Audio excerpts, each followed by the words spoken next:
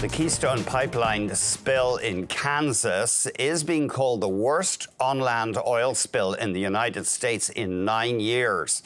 So what does that mean for the cleanup efforts? And how long will it be until this pipeline, which can carry more than 600,000 barrels of oil a day, will be back up and running? We're joined by Hal Kvisle, former CEO of what was then TransCanada and now chair at ARC Resources. Hal, great to see you. Thanks for giving us the time. Morning, Andrew. Good to see you too. What's the latest there? They've recovered a lot of the oil. What are you hearing from the cleanup? Well, I think what's happened is they've now removed the damaged section of pipeline and taken it away for testing. And both TC and, of course, the regulators will be very interested in what they see from that testing, attempting to identify what was the cause of this unusual event. And so until that testing is really complete, the pipeline may well operate under reduced pressure for a while. That's often a regulatory response until they understand exactly what caused it. Was it a defect in the pipe? Was it a defect in the weld where two pieces of pipe were put together in the field? Was it caused by some sort of construction incident, a dent or something like that? Or was it caused by something in the ground conditions? There's many options there, Andrew. How old is this segment of pipeline, Hal? It's about 10 years old. This is not part of the original Keystone Pipeline that we built before 2010. This piece was part of the extension from Steel City, Nebraska, down to the Gulf Coast and down to Cushing, first of all, and then down to the Gulf Coast. So it's not part of the original line. It was part of that expansion that occurred a little later. Now, I know you don't want to speculate, but it seems odd, doesn't it? I mean, such a big amount of oil spilling out, over 10,000 barrels. Yeah, that's not a particularly big amount when you consider how much oil is in, say, 1 kilometer of 36-inch pipe. This is a pretty big pipe. And so that when there's a break, the amount that could come out, it depends a lot on the topography. This was unfortunately at a low spot in the pipeline near a creek, and that means that oil is going to drain out a little more. But it's a very unfortunate incident, and of course any pipeline break is an unfortunate one.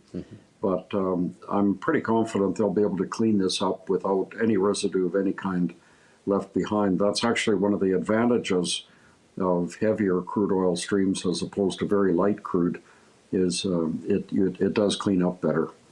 Now, Hal, I know you can't get into this in detail, but our Bloomberg partners were reporting that they've been ramping up the pressure in the pipeline shortly before the incident. They had regulatory approval, of course, but could that have been a factor?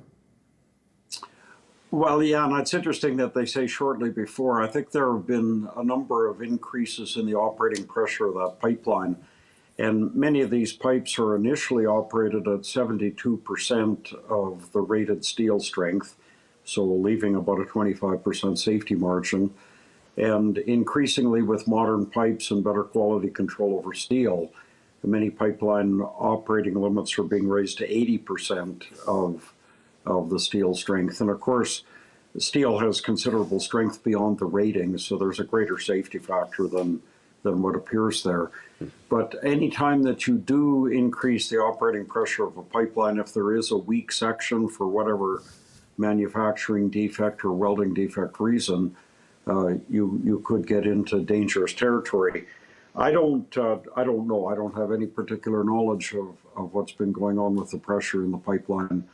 But I would observe that because we don't have enough pipelines leaving Western Canada, and because projects like TMX are taking much longer than expected to get built, there is pressure, if I could say that, on the part of shippers to get more oil through existing pipelines. And that does lead to increases in pressure. And it's regrettable, but we don't have enough pipeline capacity leaving Western Canada. And it would be ideal to have the entire system running at about 90% of capacity instead of 99% all the time, and that would also bring lower pressures to the pipes. So running the pipelines near capacity or at high pressure does marginally increase the risk of leaks? Yeah, of course.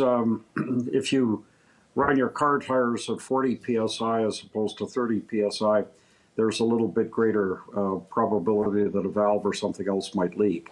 It's that sort of thing. It's not moving into dangerous territory. There's still more than a 20% safety factor, but that assumes that there's no defect in the pipe somewhere that could be more susceptible. The average pipe over the whole length of the system is not going to suffer any damage at all running at the higher pressure. It all depends on whether there are unique, very small defects at some point. And now remember, Andrew, these pipelines are tested to well over 100%. I believe it's 125% of maximum operating pressure. So this pipe would have been subjected to much higher pressure immediately after construction when it was filled with water and hydro tested. Hal, I have heard that the pipeline welders are among the elite in the industry, that it's such a skilled job, highly paid. Apparently they're known for some hard partying as well. I don't expect you to get into that, but I do gather that they are considered the creme among welders, the guys who, the gals, I guess, in some cases, who weld the pipelines together. Yeah, no, there's a lot in what you just said there, Andrew. First of all, most of these major large diameter pipelines are welded using computer automatic welding. And you will have a fully qualified high pressure B welder, they call them, observing the quality of the weld on a computer screen and whatnot. But the days of a lot of hand welding with the welder holding the torch in his hand, that's not the way these pipelines are built now. They're built using automated welding and have a very, very high success rate of getting welds that pass every X-ray and ultrasound inspection test that's done on them. So the quality control in the way we build pipelines today is much higher than it was even 20 or 30 years ago. And the welder involved is actually more of a technician observing on a screen that the temperature of the molten metal, the speed of the arc welding unit, all of those kind of variables are just right. So it's a much more technically sophisticated job today than it was 20 years ago. Why would you say the differential on Western Canadian Select has not blown out more, Hal?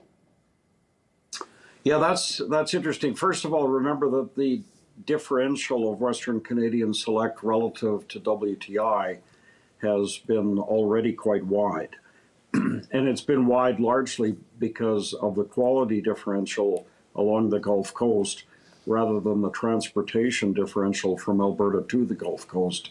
So I think the single biggest reason why the transport differential did not blow out in this case is Enbridge's line replacement project that was finally completed in Minnesota. And that capacity addition by Enbridge has brought much needed incremental volume to the system. And I think that's probably the single biggest reason why this cut back. Also, I'd note that TC has been able to restart the original Keystone Pipeline, which did not deliver to Cushing. It delivers to Wood River and Patoka in Illinois. And they did get permission to start that back up. So a significant volume would be flowing through that route. Hal, before I let you go, I know you're a big reader. You may have come across this novel by Jim Thompson, South of Heaven, set in the 1920s, and it's the building of a pipeline back then, and it was a rougher environment. Apparently a guy would die every mile, so the industry's come a long way. I don't know if have you come across that, South of Heaven?